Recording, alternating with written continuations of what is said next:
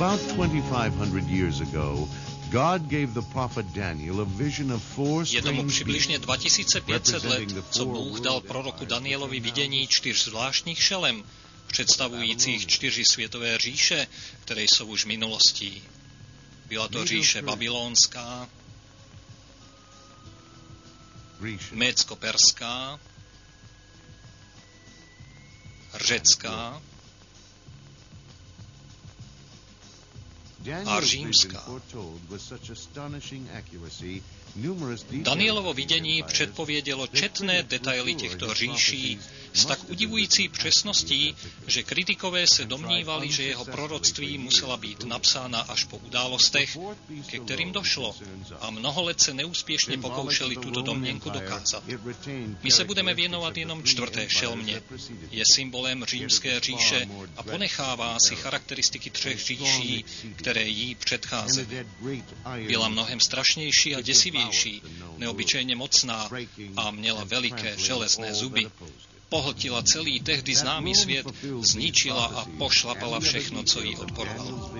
To, že Řím vyplnil tato proroctví a jiné detaily Danielova vidění, je historickou skutečností. Téměř 700 let po Danielovi, kolem roku 95 po Kristu, dostal apoštol Jan 3 další prorocká vidění této hrozné 4. šelmy tak, jak jsou zapsána ve 12., 13. a 17. kapitole knihy Zjevení. V té době světové říše, reprezentované prvními 3 šelmami, už pominuly, přesně podle Danielova proroctví. 4. šelma, římská říše, byla tehdy na vrcholu své moci. I ona měla padnout, ale na rozdíl od svých 3 předchůdců neměla být poražena nástupcem. Neměla povstat žádná 5. světová říše, která by zaujala její místo. Písmo prorokuje, že sama římská říše bude obnovena v mnohem mocnější podobě, aby panovala nad celým světem těsně před druhým Kristovým příchodem. Svědčí o tom mnohé texty písma. 10 rohů 4. šelmy představuje 10 králů, kteří se ujmou vlády. Z toho, že nikdy v minulosti nebylo 10 králů součástí římské říše, vyplývá, že 4. říše musí být obnovena celosvětově. Bude se skládat z 10 oblastí, spravovanými 10 králi, podléhajícími Antikristovi. Až potom se uskuteční druhý příchod Kristův, který zničí Antikrista a jeho království a založí svoje vlastní tisícileté panství na celé zemi, spravované z Jeruzaléma. Ve 2. listě Tesalonickým, kapitole 2, verši 8. a 9. čteme: A pak se ukáže ten zlý, kterého Pán Ježíš zabije dechem svých úst a zničí svým slavným příchodem. Ten zlý přijde v moci satanově, bude konat kdejaký mocný čin, klamná znamení a zázraky. 12., 13. a 14. kapitola Zachariáše prorokuje tyto události naprosto jasně, podobně jako 2. kapitola Daniele. Kámen, kterým je Kristus, se bez zásahu rukou utrhl a udeřil obraz, který se rozdrtil jako plevy na mlatě v letní době a odnesl je vítr. Ten kámen, který do obrazu udeřil, se stal obrovskou skálou, tedy Kristovým královstvím, a zaplnil celou zemi. Kdy k tomu dojde? Verš 44. objasňuje: Ve dnech těch králů dá Bůh nebes povstat království, které nebude zničeno na věky. Nejdříve musí dojít ke vzniku celosvětového Antikristova království a tím i k obnově římské říše, mající 10 vládců. Tuto říši potom Kristus zničí a nastolí své vlastní království. Zajímavé je, že římský spolek už rozdělil dnešní svět do 10 oblastí, které jsou vesměs přijímány v bankovním i počítačovém světě. Jan viděl tuto 4. šelmu 3krát. Nejdříve jako červeného draka, snažícího se zničit Izrael. A hle, veliký červený drak s 10 rohy a 7 hlavami, a na každé hlavě měl královskou korunu. A veliký drak, ten dávný had, zvaný ďábel a Satan, který sváděl celý svět, byl svržen na zem. Ve 13. kapitole Zjevení se tato hrozná šelma objevuje znovu. Představuje obnovenou římskou říši a jejího vládce Antikrista. Jehož smrtelná rána byla uzdravena a kterému se všichni obyvatelé země budou klanět. Všimněte si, že drak dal Antikristovi svou moc, svůj trůn i velikou autoritu. Ten červený drak, Satan, si ve skutečnosti buduje své království a používá Antikrista k realizaci svých vlastních cílů. Proroctví, předpovídání budoucnosti. Různí jasnovici tvrdí, že jsou to schopni, ale žalostně selhávají. Proroctví se nenalézá ani v Koránu, hinduistických védách, v Bhagavad Gítě či ve výrocích Budhy, Konfucia anebo Mohameda, ani v knize Mormona anebo v díle Mary Baker Eddy. Jedině Bible spolehlivě předpovídá budoucnost. Přibližně 30% Bible tvoří proroctví se stovkami konkrétních předpovědí, vyplněných se 100% přesností. Nejsou to citáty zahalené nesrozumitelnou řečí Nostradama, nýbrž jsou jasnými prohlášeními o událostech, které tímto světem otřásají a formují ho. Byly zapsány stovky, ba dokonce tisíce let předtím, než se staly historií. Například proroctví o rozptýlení Židů po celém světě. Dnes můžeme najít představitele izraelského národa všude. A nebo proroctví o tom, že Židé budou nenáviděni, pronásledováni a vražděni jako žádné jiné národy. Krutost antisemitismu je zjevem absolutně unikátním, přesně podle předpovědí Bible. Bible také prorokovala, že navzdory rozptýlení Židů po celém světě po dobu 2,5 tisíce let od babylonského zajetí přes smíšená manželství a změnu své totožnosti za účelem úniku před pronásledováním i navzdory tisícům Hitlerů zaměřených na jejich vyhubení, Židé budou zachováni jako identifikovatelný národ a navráceni zpátky do jejich vlastní země v posledních dnech před ustanovením Antikristova království. To se také stalo v roce 1948. Ještě víc udivující je biblická předpověď, že Jeruzalém se stane klíčem ke světovému míru, číší, rozhořčení a mlýnským kamenem na krku národů. Dnes, přesně jak bylo prorokováno, stává se Jeruzalém problémem číslo 1 pro Organizaci spojených národů a svět k němu vzhlíží se strachem a chvěním, uvědomující si, že každou chvíli může z tohoto malého města propuknout následující světová válka. Nepopiratelné vyplnění těchto a desítek jiných proroctví poskytuje nevyvratitelný důkaz o tom, že Bůh existuje a že Bible je jeho zjevením člověku. Stejně unikátní je proroctví o izraelském mesiáši. Neexistují proroctví týkající se Budhy, Mohameda, Konfucia, Zaratuštry, Josefa Smithe nebo jiných zakladatelů světových náboženství. Existuje ovšem přes 300 proroctví týkajících se židovského mesiáše, že se narodí z panny v Betlémě, bude potomkem krále Davida, bude činit zázraky, obrátí pohany, vjede do Jeruzaléma na oslátku a bude vítán jako mesiáš a že to všechno se stane 6. dubna roku 32 po Kristu, slaveného v dnešní době jako květná neděle. A že o 4 dny později, zrazen přesně za 30 stříbrných, bude ukřižován a popraven způsobem neznámým v době proroctví Žalmu 22.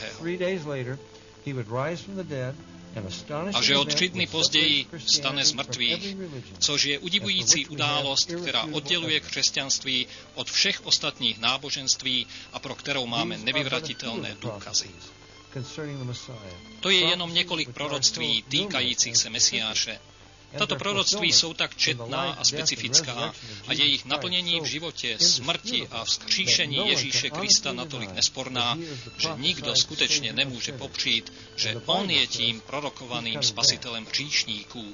A Bible říká, že se znovu vrátí. 100% splnění biblických proroctví přesně podle plánu nás ujišťuje o tom, že ta proroctví, která jsou ještě budoucností, budou také splněna. Poslední kniha Bible obsahuje desítky proroctví, která mají být ještě naplněna. Jsou zaznamenána v seriích vidění daných apoštolu Janovi.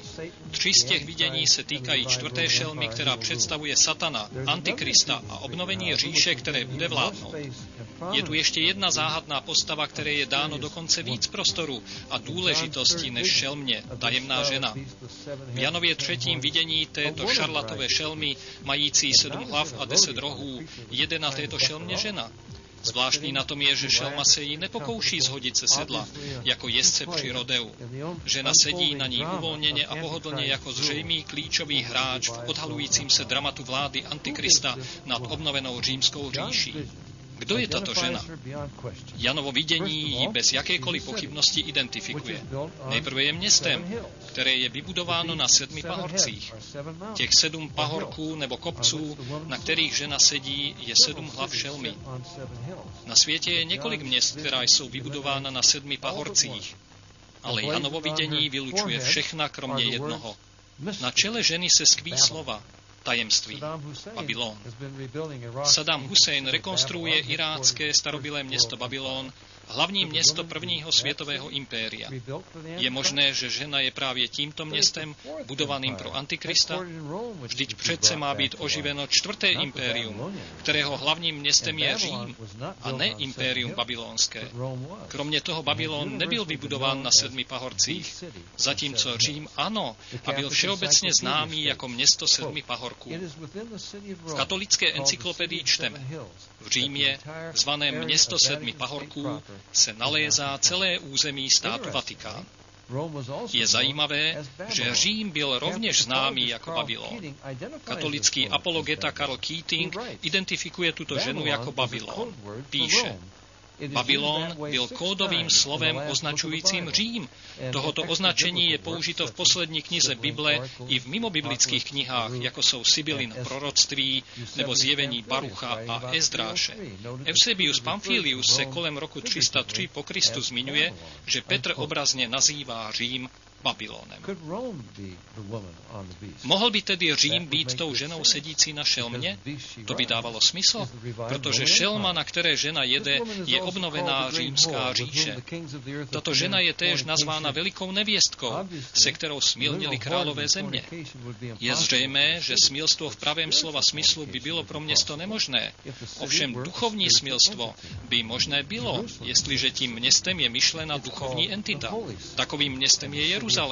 Byl nazván svatým městem a městem božím. Zůstává městem vybraným Bohem, které má národům představit Boha. Tragédií je, že Jeruzalém porušil tento vztah a byl opakovaně obviňován božími proroky z duchovního smilství a cizoložství. Izajáš řekl o Jeruzalémě: běda, nevěstkou se stalo město věrné. Jeruzalém však nemůže být tou ženou jedoucí na šelmě, protože nebyl vybudován na 7 pahorcích, ani nesplňuje žádná z dalších kritérií Janova vidění. Je jen jediné město na světě, které je duchovní entitou a mohlo tak páchat duchovní smilství s králi země. To město je vybudováno na 7 pahorcích. Tím městem je Řím, hlavní město římského katolicismu, který o sobě tvrdí, že je pravým křesťanstvím. Papež prohlašuje, že je náměstkem Kristovým.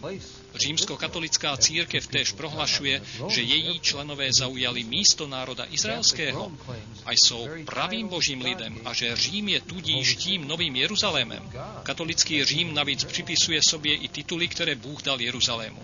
Svaté město, město boží a dokonce věčné město. Dovolte mi udělat malou přestávku, abych upřímně prohlásil, že mi nejde o to, abych útočil na katolíky. Nejsem nepřítelem katolíků. Miluji je a chci, aby poznali pravdu. Popravdě řečeno, kánony a dekrety Tridentského koncilu, které druhý vatikánský koncil potvrdil, obsahují přes 100 anatemat, proklínajících mě a všechny evangelikální křesťany pro naši víru a naši neochotu přijmout katolická dogmata a autority. Kdo tedy proti komu útočí? Je třeba se stavět k faktům historie i Bible svědomitě, ať jsou jakákoliv. Z Janova vidění jsme odhalili. Je městem, které je známé jako Babylon, vybudováno na 7 pahorcích, městem, které páchalo duchovní smilství s vládci země. Tato 4 kritéria totožnosti ženy vyloučila všechna jiná města na světě, kromě Říma.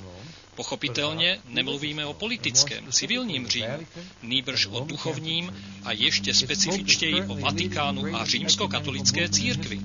Její papež v současnosti vede největší ekumenické hnutí v historii za účelem sjednocení všech náboženství pod římské vedení. V roce 1986 papež Jan Pavel II schromáždil v italském Assisi vůdce největších náboženství světa, aby se modlili za mír. Mezi nimi byli uctívači hadů i ohně, spiritisté, animisté, buddhisté, muslimové, hinduisté a severoameričtí čarodějové. S údivem jsem přihlížel, jak přicházeli k mikrofonu, aby se modlili. Papež řekl, že se všichni modlili k jednomu Bohu a že jejich modlitby vytvářely duchovní energii, která měla přinést nové klíma pro nastolení míru. Jan Pavel II. Dokonce dovolil svému dobrému příteli Dalajlámovi, aby postavil Budhu na oltář kostela svatého Petra v Assisi a společně se svými mnichy měl buddhistický náboženský obřad, zatímco šintoisté venku zpívali a zvonili svými zvonky. Prorokované světové náboženství je v procesu formování před našima očima a Vatikán je hlavním městem tohoto hnutí. Což pak toto není duchovní smilstvo? Někteří okamžitě vznášejí námitku, že Vatikán je jenom malou částí Říma a není vybudován na 7 pahorcích. V historii ovšem papežové vládli jako králové nad celým Římem a jeho okolím, jakož i nad velikými územími v Itálii, známými jako papežské státy. Papež Inocent III. Zrušil římský senát a určil, že administrace Říma bude přímo pod jeho kontrolou. A tak tomu bylo až do roku 1870, kdy Řím a ostatní Vatikánem řízená území byla nakonec dobyta armádou čerstvě spojené Itálie. Židé byli nakonec osvobozeni z římského hanebného geta a papež Pius IX. Našel své útočiště ve Vatikánu, který se stal od té doby hlavním městem římskokatolické církve. Dnes Vatikán vlastní asi 1/3 Říma a jeho vliv je všude, prostřednictvím jeho církevních obcí a jiných institucí rozptýlených po celém městě 7 pahorků. Tato církev se hrdě nazývá římskokatolickou církví. Nedávný článek v Národním katolickém reportéru, který měl titulek Řím, místo, kde papež je nejvyšším, prohlašoval: žádné město není tak zaplaveno náboženskou kulturou, jako je Řím přesycen katolicismem. To, co se objevilo v průběhu století, je nepochybně kultura papežství. Článek pokračuje zmínkami o památnících římského katolicismu, které je možné najít kdekoliv v Římě. Všechny cesty vedou dříve nebo později po Via della Concilizione do Vatikánu. Řím je duchovní křižovatkou světa. Katolická encyklopedie dodává: rozumíme tedy ústřednímu místu Říma v životě dnešní církve, jakož i důležitosti titulu římskokatolická církev. Od založení tamnější církve byl Řím střediskem celého křesťanství. To je jediné město na světě vybudované na 7 pahorcích a známé jako Babylon, které má nepochybně duchovní charakter. Porušil tedy duchovní Řím svůj vyhlašovaný vztah ke Kristu, kterým se chlubí a provinil se tak duchovním smilstvem? Kristus řekl, že jeho království není z tohoto světa a jeho služebníci nemají bojovat. V přímé neposlušnosti papežové, mezi kterými byli někteří z největších vojenských vůdců v historii, bojovali bitvy pozemské i námořní ve jménu Kristově, aby vybudovali veliké království, bezkonkurenční celosvětovou říši majetku, bohatství a politického vlivu, který náleží tomuto světu. Takto se opakovaně angažovali v partnerství a tudíž v duchovním smilstvu s vladaři, králi a knížaty. Prohlašujíc, že je nevěstou Kristovou, římskokatolická církev smilnila s bezbožnými vládci v průběhu celé historie. V posledních dobách to byly dokonce aliance s Mussolinim a Hitlerem. Vatikán doslovně přivedl Mussoliniho k moci. Papež Pius XI. A jeho kardinálové oslavovali Mussoliniho jako muže vyvoleného Bohem a zakázali katolíkům odporovat mu politicky.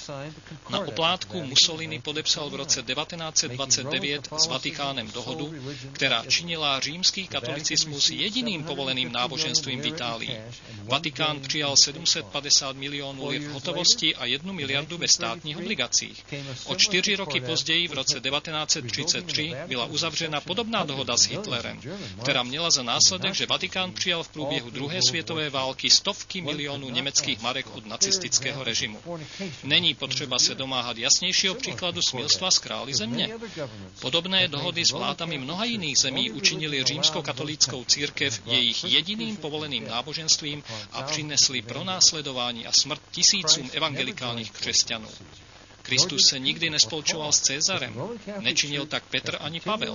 Ale rímskokatolická cirkev sa ustavične až do dnešných dnú angažovala v cizoložných vztazích se svietskými vládci. Spojenectví medzi Reaganem a papežem Janem Pavlem II, medzi CIA a údajným námiestkem Kristovým môže byť nazváno jedine duchovním smilstvem, ktoré narušilo všechno, co Kristus zo své cirkvi, ktorá není z tohoto sveta, učil. Niekdejší státny tajemník Alexander Haig pripustil: Vatikánske informace byly po všech stránkách lepší a rychlejší než naše. Vatikánský zástupce v Bílém domě arcibiskup Pio Laghi připomínal americkým úředníkům: Naslouchejte svatému otci. My v tom máme 2000letou zkušenost. 2000 let politických intrik, ve kterých je Vatikán výrazným mistrem. Michail Gorbačov nazval papeže nejvyšší duchovní autoritou na zemi. Gorbačov se vyjádřil o pozemské moci římskokatolické církve, když prohlásil: Papež Jan Pavel II. Hrál důležitou politickou roli při pádu komunismu ve východní Evropě. Události ve východní Evropě by nebyly možné bez přítomnosti tohoto papeže, bez té veliké role, kterou dokázal sehrát na světové scéně. Taková pochvala nemohla být nikdy nasměrována ke Kristu nebo jeho apoštolům, kteří byli mučedníky sekulárního světa. Světa, který papežové v duchovním smilstvu objímali a který dokonce ovládali. Papežská světská moc udržovaná po staletí je naplněním další části Janova pozoruhodného vidění. Ta žena, kterou si viděl, je veliké město, panující nad králi země. Za dnů Janových to byl Řím císařů, který vládl světu. Když císaři ztratili svou moc, papežové vládli na jejich místě, dokonce nad většími územími a často ještě bezohledněji. Papež Řehoř XI. Ve své bule Incarnate Domini z roku 1372 vyhlásil papežské panství nad celým křesťanským světem, sekulárním i náboženským, a exkomunikoval všechny, kteří odmítali poslušnost papeži a placení daní. Tato bula byla potvrzena papeži, kteří po něm následovali, a v roce 1568 papež Pius V. přísahal, že zůstane věčným zákonem. Papež Alexander VI. Nastínil na tehdejší globální mapě linii od zřejmě ve jménu Kristově, který nevlastnil na této zemi nic, kromě svého roucha, daroval Afriku, Indii a Asii Portugalsku a nově objevenou Severní a Jižní Ameriku Ferdinandovi a Izabele Španělské pod podmínkou, že domorodí obyvatelé těchto zemí musí být připojeni k římskokatolické církvi a platit daně papežovi. Dominantní vliv Říma v Latinské Americe zůstává dodnes. Budování říše není jenom rysem minulosti. Druhý vatikánský koncil v Lumen Gentium z 21. listopadu 1964 uvádí: Katolická církev se bez přestání a účinně snaží o návrat celého lidstva a všech jeho majetků pod Krista. Čímž samozřejmě míní papeže, údajného Kristova náměstka. Papež Alexander II. Prohlásil, že Herold, zákonitý král Anglie, byl samozvancem a exkomunikoval jej i jeho následníky a daroval trůn Vilémovi, vévodovi z Normandie. Tak s požehnáním papeže Vilém Dobyvatel zabil Herolda v bitvě, zmocnil se Anglie a byl korunován v Londýně v den Božího narození v roce 1066. Anglickou korunu přijal ve jménu svaté stolice římské. Jako papežův agent měl Vilém Dobyvatel jako jejich král vyučovat lid Anglie náležité poslušnosti Kristovu náměstku a dochvilnému placení daní papežovi. Papež Řehoř VII. Tvrdil, že je králem králů. A nebylo to jen prázdné vychvalování. V roce 1077 Řehoř zabránil Henrichovi IV., který byl tehdy svrchovanou hlavou svaté říše římské, spravovat italské a německé království a hrozil exkomunikací každému, kdo by mu sloužil jako králi. V obavě o svůj život Henrich cestoval přes Alpy v zimě, aby žadonil o papežovo odpuštění. Pokořený vladař musel strávit 3 dny v pokání bosý a v hrubé košili před papežovým zámkem v Kenose, než mu byla udělena audience srdce k vyjádření jeho pokánia. V roce 1155 papež Adrián IV. Dal írskou korunu králi Anglie, ponechajíc Íry na pospas nemilosrdným krutostem Henricha II. Pozdější král Anglie John Lakeland se snažil vymanit z moci Říma, načež papež Inocent III. Ho donutil vzdát se své koruny, aby se pak stal jakousi loutkou svaté stolice. Jeden katolický historik 18. století napočítal 95 papežů, kteří prohlašovali, že mají božskou moc sesazovat krále a císaře. Historik Southern prohlásil: v průběhu celého středověku byla moc Říma tak silná, a to v duchovní i světské oblasti, že překonávala nakonec to, co bylo v možnostech římského císaře. Existují stovky jiných příkladů. Není však žádné pochybnosti o totožnosti katolického Říma s městem známým jako Babylon, vybudovaném na 7 pahorcích, které páchalo duchovní smilství s králi země a které panovalo nad králi země. Žádné jiné město se tomuto popisu ani nepřiblížilo. Nejenom, že je Babylon kódovým jménem pro Řím, ale spojení Říma s Babylonem jde ještě hlouběji. Starobylý Babylon byl postaven kolem zřícenin babylonské věže, od které se odvozuje jeho jméno.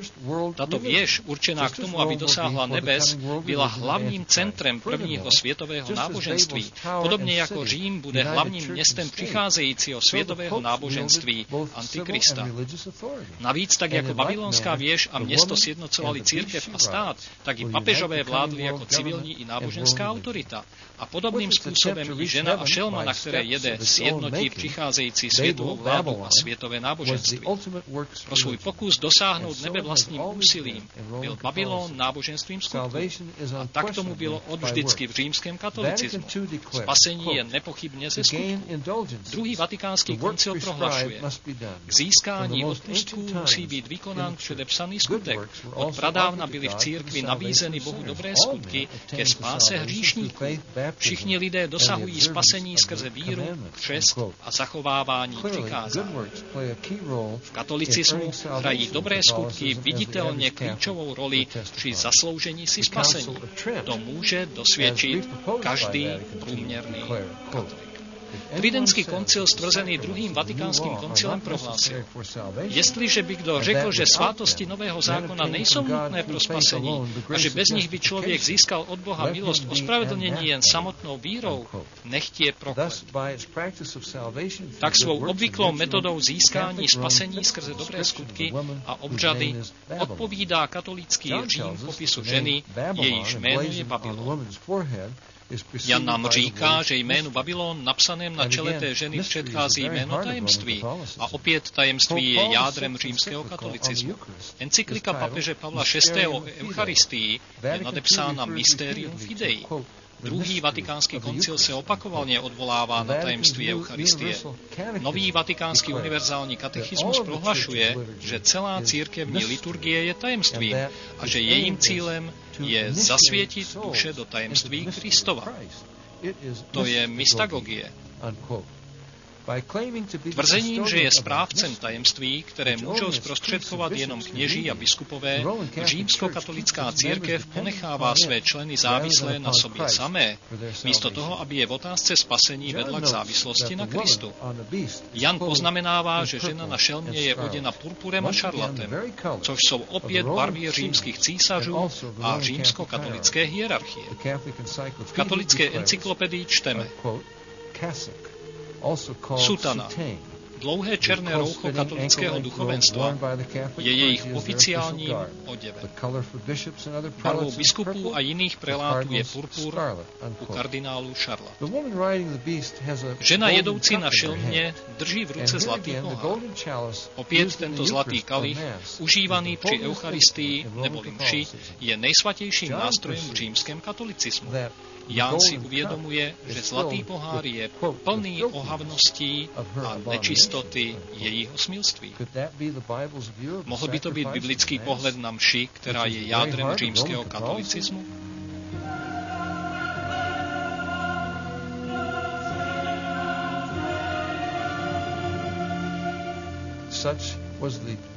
Takové bylo přesvědčení stovek tisíců křesťanů v průběhu historie, kteří byli upáleni na hranici, protože odmítli účastnit se mše, o které upřímně věřili, že je největší představitelnou ohavností. Proč?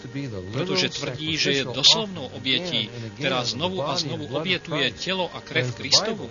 Zatímco Bible jasně říká, že Kristova oběť na kříži byla dokonána jednou provždy a nemusí být znovu opakována. Katolicismus tvrdí, že když při poslední večeři Kristus prohlásil, toto jest mé tělo a toto jest má krev, za to doslovně chléb a víno, které držel ve svých rukou, když pronesl tato slova, se stalo jeho opravdovým tělem a krví. Stejně tak, když kněz odříká tato slova dnes, chléb a víno se stávají doslovně opět Kristovým tělem a krví, které jsou bez přestání obětovány na katolických oltářích, tak opravdově, jako byl Kristus obětován na kříži. Nikdo přece nebere doslovně Kristovi výroky, já jsem dveře, já jsem světlo světa, já jsem dobrý pastýř, nebo když nazývá své učedníky ovcemi. Kristus samozřejmě jako i v jiných případech mluvil obrazně. Když poukazoval na chléb a víno jako na své tělo a krev, nebylo možné, aby chléb byl doslovně jeho tělem, když tam on sám byl přítomný ve svém fyzickém těle. Tím méně mohou být miliony drobných oplatek současně Kristovým doslovným tělem, duší, osobností, božstvím celým a úplným, jak to tvrdí katolicismus. To není doslovné chápání, nýbrž mysticismus, je to tajemství napsané na čele ženy. S tím je spojen ještě jeden závažný omyl. Vatikán II. Prohlašuje. Náš Spasitel při poslední večeři ustanovil eucharistickou oběť svého těla a krve. Tridentský koncil se shodl na tom, že Kristus při poslední večeři obětoval Bohu Otci své vlastní tělo a krev ve formě chleba a vína. Jestliže je tomu tak, pak byl Kristus obětován za hříchy světa při poslední večeři. Předtím nešel na kříž, což je hrozné kacířství. Ve skutečnosti by vůbec nemusel jít na kříž, jestliže katoličtí kněží, jak tvrdí, mohou doslova proměnit chléb a víno na opravdové tělo a krev Kristovu a obětovat je jako smírčí oběť na svých oltářích. Kapesní katolický slovník tvrdí, mše je pravou smírčí obětí, kterou je Pán usmířen, uděluje milost a promíjí provinění a hříchy, dokonce i ty závažné. Tridentský koncil prohlásil, co se týče tajemství Eucharistie, je to pravá a jediná oběť. Pak by kříž nebyl nutný. Katolicismus samozřejmě učí, že kříž je podstatný, přitom však snižuje na úroveň mše. Tvrdí, že Kristova oběť na kříži je účinná jenom opakováním při mši, a to jenom částečně. Je potřeba mnoha mší, aby se duše dostala do nebe. Ve skutečnosti však ani papež sám nemůže říci, kolik mší je potřebných. Kapesní katolický slovník objasňuje. Konec konců, mše je přece Bohem daný prostředek k uplatnění Kristem vydobitých zásluh na Golgatě pro celý svět. Milost potřebná ke spasení a posvěcení je od oběti na Golgatě postupně a nepřetržitě předávána prostřednictvím mše. Kněz je nepostradatelný, protože jedině on může svou mocí změnit prvky chleba a vína v tělo a krev Kristovu. Čím častěji se mše opakuje, tím většího prospěchu je dosažen. Jinými slovy, Kristova oběť ještě není úplná, ale neustále probíhá při vykonávání mše. Vatikán II. Říká, obětí mše je náš Pán napodobován. Ve mši je oběť kříže zvěčňována.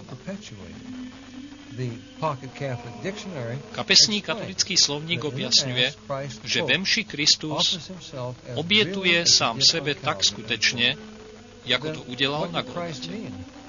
Co tedy Kristus mínil tím, když triumfálně zvolal dokonáno jest? V protikladu se starozákonními oběťmi, které podobně jako mše musely být denně opakovány a tak nemohly nikdy odstranit hřích, Bible prohlašuje, že tento muž, Kristus, přinesl za hříchy jedinou oběť a navěky usedl po pravici Boží.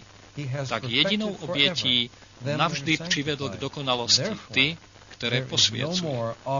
Proto už žádná oběť za hřích není potřebná. Je obrovský rozdíl mezi Kristem Bible a Kristem katolicismu, který je neustále obětován a ustavičně trpí. Ve snaze zjemnit tento omyl Vatikán II. Vysvětluje, že ve mši Kristus zvěčňuje oběť na kříži nekrvavým způsobem. Bible však otevřeně prohlašuje, že bez vylití krve není odpuštění. Tudíž nekrvavá oběť bez skutečného utrpení na straně Kristově nemůže odstranit hřích, jak se o to snaží mše. Katolicismus vysvětluje, že Kristus není ve skutečnosti obětován znovu a znovu, ale jeho oběť na kříži je reprezentována nebo zpřítomňována. Takový výrok nedává smysl. Událost, která byla dokonána v minulosti, nemůže být zpřítomňována. Navíc, jestliže minulá událost dosáhla svého cíle, potom není žádného důvodu pro její neustálé opakování v přítomnosti, i kdyby to bylo možné udělat. Když například dobrodinec zaplatí věřiteli něčí dluh, tak je provždy smazán. Bylo by nesmyslné mluvit o reprezentování, znovu uplatňování nebo opakování platby v přítomnosti. Dluh byl totiž zaplacen transakcí, která byla uvedena v platnost a ukončena v minulosti.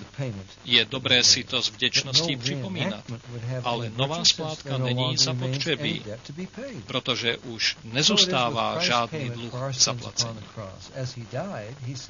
Stejně je tomu i s Kristovou platbou za naše hříchy na kříži. Když umíral, řekl, dokonáno jest. Užil přitom řeckého výrazu, který znamená, že dluh byl zaplacen v plnosti. A přece nový katolický katechismus říká, Eucharistie je nabízena jako oběť k nápravě hříchů živých i mrtvých a na získání věčného i časného užitku od Boha. Je to, jako bychom pokračovali ve splátkách dluhu, který už byl zaplacen. Mše je naprosto jasným popíráním dostatečnosti platby, kterou Kristus zaplatil za naše hříchy na kříži. Římskokatolická církev tvrdí, že prostřednictvím svých obřadů obstarává to, o čem Bible říká, že už Kristus dosáhl. Vatikán II. Říká, vždyť je to liturgie, prostřednictvím které, obzvláště v božské oběti Eucharistie, je dílo našeho vykoupení uskutečněno. Bible ale říká, že vykoupení už bylo uskutečněno. List Židům 9.12 nás ujišťuje, že Kristus dal svou vlastní krev a tak nám získal věčné vykoupení. V listě Efeským 1.7 a Koloským 1.14 čteme, v něm jsme vykoupeni jeho krví a naše hříchy jsou nám odpuštěny. Katolické kněžstvo ve snaze pokračovat v díle vykoupení prohlašuje, že koná zázrak transsubstanciace, když proměňuje chléb a víno v tělo a krev Kristovu. Jak oni říkají, mající podobu chleba a vína. Má to být veliký zázrak, přestože oplatka a víno zůstávají nezměněny ve svém fyzickém vzhledu a chuti. Takový zázrak se přece v Bibli nenalézá. Dal snad Kristus někdy slepému muži zrak a zůstala mu podoba slepce? Nebo vzkřísil snad někdy mrtvého člověka k životu, že vypadal jako mrtvý? Za takových okolností nejde o nevěru, ale o to, že se žádný zázrak nestal. Předpokládejme, že při svatbě v Káni byla tímto druhem zázraku voda proměněna Kristem ve víno. Sluhové nalijí správci hostiny a on řekne, požádal jsem o víno, tohle je ale voda. Sluha však naléhá, to je víno, pane. Správce nahněvaně vykřikne, vypadá to jako voda, chutná to jako voda, je to voda. Potřebujete víru, naléhá sluha. Tohle je zázrak, Kristus proměnil vodu ve víno, ale zázrak tkví v tom, že zůstala vodou. To není zázrak, to je podvod, byla by reakce správce a měl by pravdu. A tak je tomu i s transsubstanciací. Učení o očistci je další ohavností.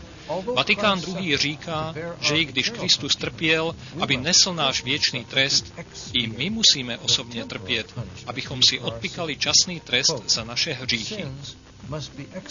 Hříchy musí být odpikány prostřednictvím žalu, běd a zkoušek tohoto života, nebo v příštím životě prostřednictvím ohně a muk očišťujícího trestu. V očistci jsou duše těch, kteří zesnuli v božím milosrdenství a skutečně činili pokání ze svých hříchů a nedostatků, očištěny tresty, které jsou určeny pro vymazání jejich vin. Sám apoštol Petr přece prohlásil, že Kristus trpěl jednou provždy za hříchy, spravedlivý za nespravedlivé, aby nás přivedl k Bohu a ne do očistce. Je zde ještě další rozpor. Přestože katolicismus tvrdí, že musíme osobně trpět, říká současně, že trpět nemusíme. Mše a růžence mohou být odříkány i po smrti člověka, aby bylo zmírněno jeho utrpení v očistci. Pro ty, kteří zemřeli, majíce na sobě škapulíř Panny Marie Karmelické a kteří splní určité další povinnosti, si Marie přijde do očistce následující sobotu po jejich smrti a vezme je do nebe, takže nebudou muset osobně trpět. Kristova oběť na kříži nebyla dostatečná, ale jejím údajným opakováním ve mši v dostatečném počtu dostane nakonec člověka do nebe. Navíc dobří katolíci mohou nabídnout vlastní utrpení, aby dosáhli propuštění duší z očistce. Otec Pio po 40 let projevoval stigmata jako pokutu za hříchy světa, aby duše mohly být osvobozeny z očistce. O takových domnělých svědcích Vatikán II. Říká: oni nesli své kříže, aby pikali za své vlastní hříchy i za hříchy jiných. Byli přesvědčeni, že vlastním utrpením pomohou svým bratřím získat od Boha spasení. Opět vidíme popření dostatečnosti Kristovy oběti na kříži. Po staletí se vykupovalo vysvobození z očistce penězi. Toto praktikování pohnulo svědomím Martina Luthera a podnítilo reformaci. Kdo by nevzpomněl neblaze proslulý popěvek dominikána otce Tecela, vyslaného papežem Leem X. vydobít pro Řím bohatství. Jakmile mince v pokladnici zazvoní, duše z očistce vyskočí. To nebylo nic nového. Řím důsledně prodával spasení po staletí. Papežové publikovali ceníky všech zločinů, od krvesmilstva přes loupež až k vraždě, kde za určitou cenu poskytne církev rozhřešení. Například diakon, obviněný z vraždy, mohl dostat rozhřešení za 20 korun. Pomazaní zločinci, jak byli nazýváni ty, kteří už byli jednou církví ospravedlněni, nemohli být pronásledováni civilními autoritami, protože vláda podléhala církvi. To je další ohavnost naplňující kalich ženy, prodáváním vstupenek do nebe, které ve skutečnosti posílali lidi do pekla. Podobné praktiky pokračují v římském katolicismu dodnes. Tohle je mešní karta, kterou je možné získat v každé márnici. Stačí napsat vaše jméno, jméno zesnulého a záměnou za finanční obětinu kněz umístí kartu na oltář při odříkání mše. Tak se má údajně zkrátit doba utrpení zemřelého v očistci. Pochopitelně, církev nezaručuje, nakolik bude utrpení zkráceno, ani kolik mší bude potřebné ještě odsloužit, než se brány nebe otevřou. Proto se kupují další mše v naději, že se dosáhne správného počtu. Při nedávném pohřbu otce mého přítele byly zakoupeny mešní karty za $2000. Někteří katolíci tvrdí, že nevěří v odpustky. Vatikán II. Však tvrdí: církev nejen učí, ale dokonce nařizuje, aby používání odpustků, což je to nejprospěšnější pro křesťany a schválené autoritou svatých koncilů, bylo zachováváno v církvi, a odsuzuje prokletím ty, kteří říkají, že odpustky jsou zbytečné, anebo že církev nemá moc je udělovat. Existuje celkem 20 komplexních pravidel pojících se k odpustku. Pravidlo 17. objasňuje, že používání krucifixu, růžence, škapulíře nebo medailonu může získat částečnou vážne rozhřešení. Jestliže však je tento objekt zbožnosti požehnán papežem nebo jiným biskupem, věřící, který jej používá se zbožností, může též získat plenární, to je neomezené rozhřešení na svátky apoštolů Petra a Pavla. To je další z ohavností naplňujících zlatý kalich. Jaký je to Bůh, jehož přízeň je závislá na tom, zda kněz nebo biskup požehná nějaký předmět, nebo zda byly použity na svátek Petra nebo Pavla. Jaká je to milost, kterou by Kristovo utrpení na kříži nemohlo získat? Mluvíme-li o ohavnostech, žena, o které je řeč, je nazvána matkou nevěstek.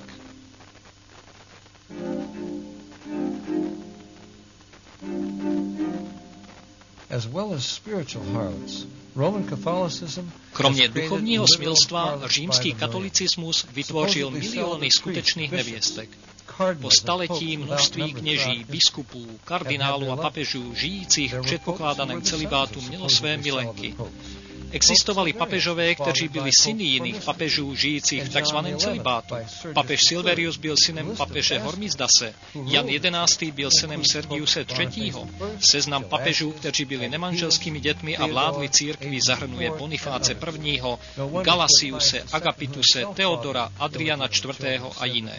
Není divu, že papež Pius II., který sám byl otcem nemanželských dětí, řekl, že Řím byl jediným městem spravovaným nemanželskými dětmi.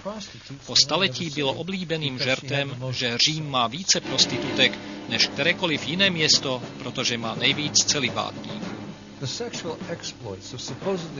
Sexuální aktivita kněží a řádových sester žijících v předpokládaném celibátu byla utajována. Dnes ve zvýšené míře vychází na povrch. Vídeňský arcibiskup nedávno odstoupil ze své funkce, když byl obviněn ze sexuálního zneužívání nezletilých. Biskup ve švýcarské Bazileji rezignoval, když připustil, že měl poměr se ženou, která otěhotněla. Rezignace irského premiéra a pád jeho vlády byl nedávno urychlen odhalením skutečnosti, že katolická církev spolu s katolickými vládními úředníky po 40 let tajili pokračující sexuální zneužívání pedofilním knězem. Po celém světě umírají homosexuální kněží v důsledku AIDS. Existují odhady, že až 70% kněží v některých seminářích jsou aktivními homosexuály. Za posledních několik let římskokatolická církev v Americe zaplatila na mimosoudních vyrovnáních, aby bylo uchováno v tajnosti sexuální zneužívání knězi odhadem až $1 miliardu.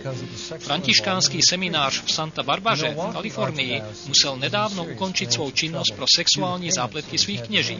Arcidiecéze v Milwaukee je ve vážných finančních problémech kvůli platbám, které měla v mimosoudních vyrovnáních sexuálních afér, do kterých se zapletli její kněží. Arcidiecéze Santa Fe v Novém Mexiku je na pokraji bankrotu kvůli soudním procesům, které se týkají sexuálního zneužívání kněžími. Faktem je, že Lloyd's of London a jiné pojišťovací společnosti odmítají vyplatit pojistku za zneužití moci, protože arcidiecéze se pokoušela přikryt tyto aféry. Jenom za poslední 2 roky mám tlustý seznam novinových článků věnujících se sexuální nemravnosti římskokatolických kněží. Není to tím, že by katoličtí kněží a řádové sestry byli sexuálně žádostivější než průměrný člověk. Začínali asi s vyššími ideály. Byla však na ně vložena nebiblická pravidla celibátu, který se stal příliš těžkým břemenem. Žena z Janova vidění je též opita krví svatých a mučedníků Ježíšových. Po staletí odmítání poslušnosti papeži bylo kacířstvím, trestaným smrtí. Jeden vedoucí katolický profesor církevní historie v 19. století přiznal: od roku 1183 církev tvrdila, že každé odstoupení od jejího učení musí být potrestáno smrtí, a to smrtí nejkrutější, smrtí ohněm. Již 1000 let před reformací existovali křesťané, kteří odmítali oddanost Římu a byli po milionech vražděni. Každý ví o křížových výpravách, které měly za cíl dobít svatou zemi, ale jenom málo kdo ví, že po celé Evropě byly organizovány ještě početnější výpravy, určené k vyhlazení křesťanů.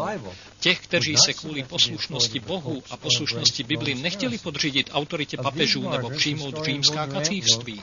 O těchto mučednících Věřící historik Will Durant píše, římská církev, a tím si byl jistě, byla babylonskou nevěstkou.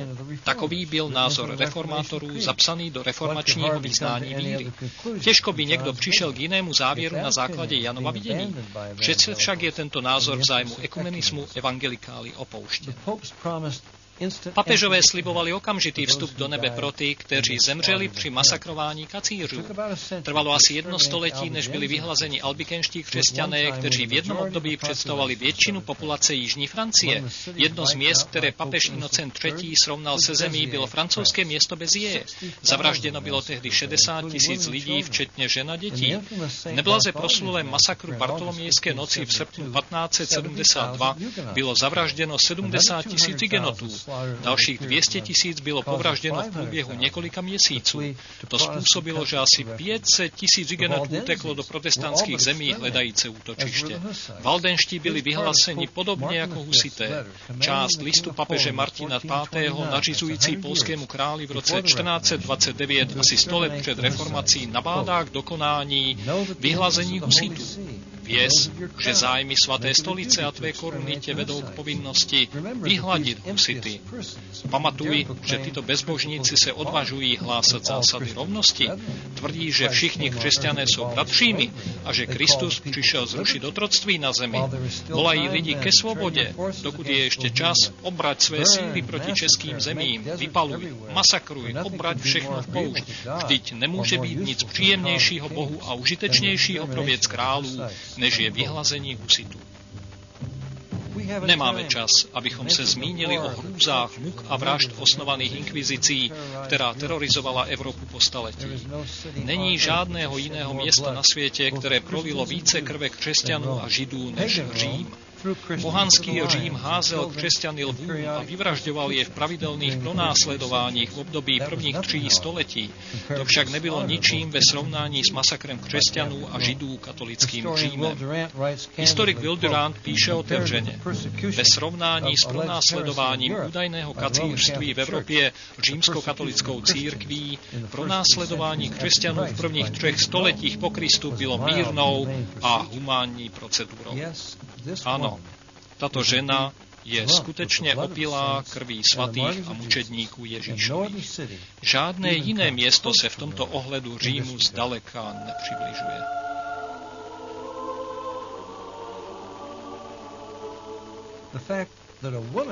Skutečnost, že na šelmě jede žena, též ukazuje na římský katolicismus, ve kterém hlavní postavou je žena, falešně bezhříšná, věčná panna, všemocná Marie, kterou si Řím vytvořil a uctívá. Katolíci popírají, že by uctívali Marii. Zdůrazňují, že oddanost a čest, kterou jí vzdávají, je nižší kvality než ta, kterou vzdávají Bohu a Kristu. Možná teoreticky, ale prakticky ne. Po celém světě jsou tisíce velkých vyzdobených svatyní Marie. V samotné Francii je jich bezmála 1000, které každoročně navštíví stovky milionů návštěvníků. Je však jenom hrstka svatyní zasvěcených Kristu. Jsou vesměs velice malé a málo navštěvované. Do Marijných svatyní přicházejí poutníci žádat o její pomoc a ochranu. Nový univerzální katechismus katolické církve a Vatikán II. Společně prohlašují. Od nejstarších dob byla požehnaná Panna ctěna jako Matka Boží. Pod jejíž ochranu se věrní utíkají ve všech svých nouzích a v každém nebezpečí. Proč se ale utíkat pod její ochranu, když je k dispozici Boží ochrana? A jestliže tato katolická Marie může ochránit všechny katolíky od všech nebezpečí a naplnit všechny jejich potřeby, pak tedy musí být alespoň tak veliká jako Bůh a zřejmě také soucitnější. Vždyť přinejmenším 100krát, možná 1000krát víc modliteb je vysíláno k Marii, než k Bohu a Kristu dohromady. Ano, modlitby k Marii jsou nejenom žádostmi, aby za věřící orodovala, ale žádají i o to, co může udělat jenom Bůh. Dokonce žádají i o poskytnutí spasení a odpuštení hříchů, které už Kristus zajistil a nabízí z milosti a zdarma. Ve své modlitbě k Marii papež Jan Pavel II. Prosí, aby potešovala, vedla a posílovala celé lidstvo. Aby to mohla udělat, musela by být všemocná, vševědoucí a všudy přítomná. Jeho modlitba končí slovy: Podpírej nás, ó Panno Marie, na naší cestě víry a získej pro nás milost věčného spasení. Kristus přece nabízí spasení zdarma všem, kteří v něho věří, a volá celé lidstvo: Pojďte ke mně. Katolík je však vyučován, že cesta ke Kristu vede skrze prosby jeho matky, kterým nemůže odolat. Cítil bych se uražen, kdyby moji přátelé, které mám rád, přišli místo za mnou, za mojí matkou s žádostí, abych jim prokázal nějakou laskavost. Je to Kristus, ne Marie, kdo zemřel za naše hříchy. Nedokázal snad tvou lásku k nám? Říká: Jestliže kdo žízní, ať přijde ke mně a pije. Kdo ke mně přijde, toho nevyženu ven. Já jim dávám věčný život, nezahynou na věky a nikdo je z mé ruky nevyrve. Kdo věří ve mne, má život věčný. Katolík však přesto vzhlíží k Marii.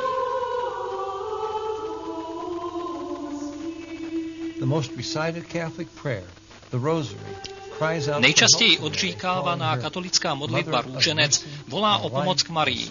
Nazývá ji matkou milosti, naším životem, naší sladkostí a nadějí.